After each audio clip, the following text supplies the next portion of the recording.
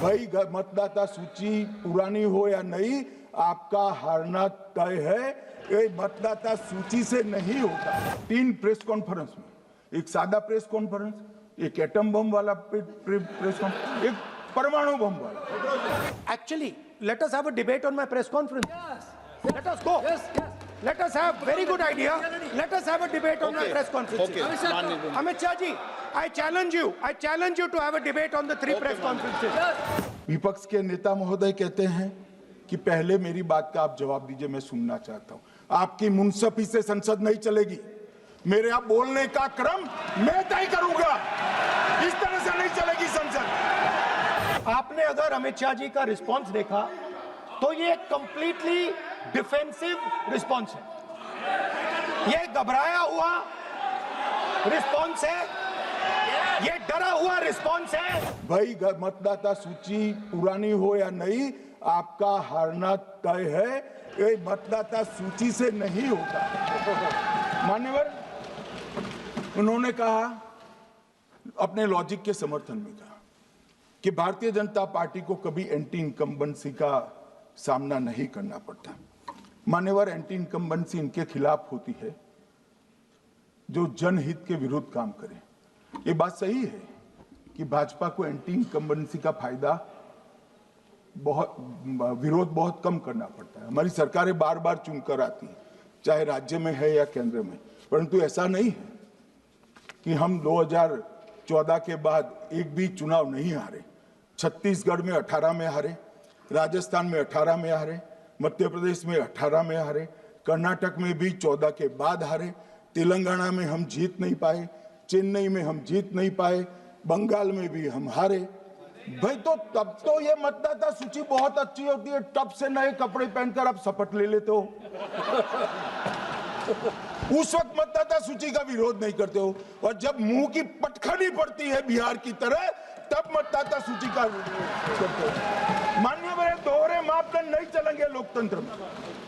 जब आप जीतते हो तब चुनाव आयोग महान है, जब आप हारते हो तो चुनाव आयोग निकम्मा है, बीजेपी का कहने पर चलता है। जब आप जीतते हो मतदाता सूची अच्छी है, मतदाता सूची अच्छी है, और जब आप हारते हो तो मतदाता सूची खराब है। मान्यवर, मुझे कोई आपत्ति नहीं, इस प्रकार का भ्रांति फैलाए तो फैलाए। मेरा दायित्व है कि इस देश की जनता को एक ड्यूअल स्टैंडर्ड की जानकारी देना, जो मैं आज इस सदन में खड़े होकर दे रहा हूं। मान्यवर, आगे पर भी मैं इस विषय को कहूंगा, और ढेर सारे आरोपों के मेरे पास जवाब है।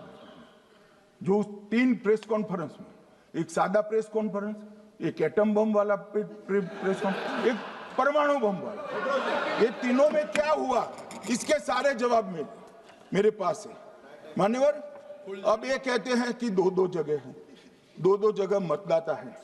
मान्यवर, किन किन लोगों के 2-2 जगह मतदाता में, इसमें जिनके नाम 2 जगह रजिस्टर्ड है उसका दोष नहीं निकालता मैं, क्योंकि एक जगह से कोई व्यक्ति दूसरी जगह गई तो 2010 के बाद इसको डिलीट करने का अधिकार आरओ के पास से ले लिया गया। इसके कारण ये विसंगतियां खड़ी हुई है। किसके हैं? श्री प्रशांत किशोर जी के 2 जगह मतदाता है, पवन खेरा जी का भी है, तेजस्वी यादव का स्वयं का है, टी सिद्दीकी एनआईसी केरल के नेता का है, मान्यवर संजय सिंह आप पार्टी के नेता के हैं, एक किशोरी पेडनेकर यूबीटी शिवसेना के हैं, इनका भी है। मान्यवर, सामान्य गलतियां हैं, क्योंकि एक नियम आ गया, जिसका जब वोट काटने का जिसका अधिकार है उसको रोक लिया गया, तो आरओ वोट काट नहीं सकता था, इसलिए 2 जगह रह गए। अब वो ही एक गहन पुनर्निरीक्षण से सुधरना है, मगर आप गहन पुनर्निरीक्षण को वोट चोरी कह रहे हो। मान्यवर, वोट चोरी किसको कहते हैं वो मैं बताना चाहता हूं, और हमारे यहाँ कुछ परिवार ऐसे हैं जो पुश्तैनी वोट चोरी करते हैं। अच्छा, बोलिए आप। हाँ, बोले आप, बोले। हाँ, बोले आप, बोले। स्पीकर सर, मेरा कल एक सवाल था, जो हिंदुस्तान के इतिहास में पहली बार डिसीजन लिया गया कि इलेक्शन कमीशनर्स को फुल हाँ नहीं, फुल इम्यूनिटी दी जाएगी। ठीक है, ये है ना, इसका जवाब भी दें। इसका पीठ में खत्म नहीं किया सर। इसके पीछे जो थिंकिंग थी वो हमें सबसे पहले बताएं। ठीक है। दूसरी बात, नहीं, हरियाणा की जहां इन्होंने बात की, इन्होंने एक उदाहरण लिया, वहां पर अनेक उदाहरण हैं। वो भी आपने दिया था ना, 19 वो भी आपने दिया था, इसलिए दिया वो भी। 19 लाख वहां पे फेक लोग वो उदाहरण आपने दिया था, इसलिए उसका जवाब दिया। और ये भी हमें बता दीजिए, actually let us have a debate on my press conference. Let us go. Let us have very good idea. Let us have a debate on my press conference. Amit Shah ji, I challenge you to have a debate on the 3 press conferences. Please. ठीक है, बैठ जाइए। माननीय, please माननीय, आपने बात की थी, प्लीज।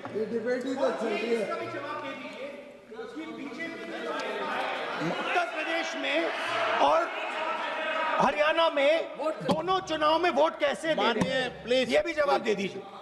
माननीय गृह मंत्री जी।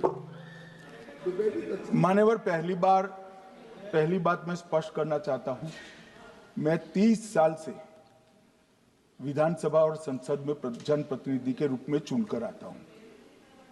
मुझे लंबा अनुभव है संसदीय प्रणाली का। विपक्ष के नेता महोदय कहते हैं कि पहले मेरी बात का आप जवाब दीजिए, मैं सुनना चाहता हूं। आपकी मुनसफी से संसद नहीं चलेगी।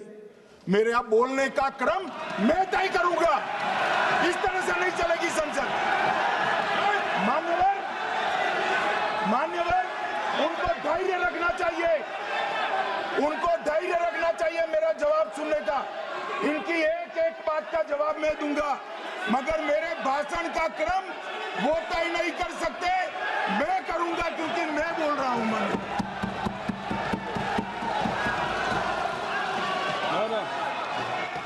एक मिनट गृह मंत्री जी, एक मिनट गृह मंत्री, क्या गलत बोला उन्होंने यही बोला, आपने जो बात उठाई है मुझे कब बोलना है मैं तय करूंगा, यही बोला ना, उसमें क्यों उत्तेजित हो रहे हो आप? हाँ, आपके 2-2 मिनट में खड़े होने से थोड़ी जवाब देते रहेंगे। नो, माननीय गृह मंत्री, नहीं होगा। मैं आपको फिर मौका दूंगा, आपको।